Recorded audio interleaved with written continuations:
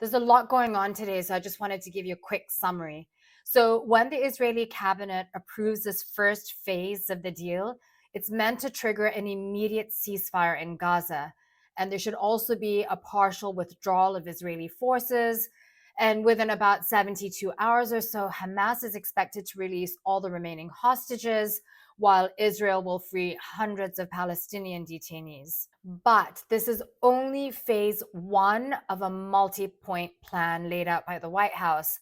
The broader roadmap calls for reconstruction of Gaza, an international security force, demilitarizing Hamas, and setting up a new governing structure that doesn't include Hamas. But all of that is a long way off because the first test, of course, is whether the ceasefire holds. The last ceasefire in January fell apart when Israel launched a new offensive in March. So, what's different this time? Well, Trump has more leverage over Netanyahu and he's been willing to use it.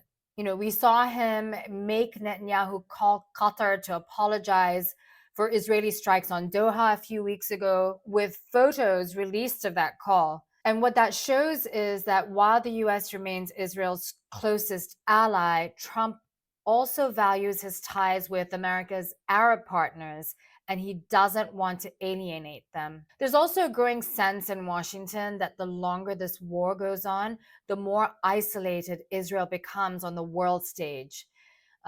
Trump even said he called Netanyahu and told him Israel cannot fight the world, Bibi. And that's significant because you're hearing a US president publicly warning Israel about Israel losing global support. So while there is cautious optimism, there's also still plenty of skepticism.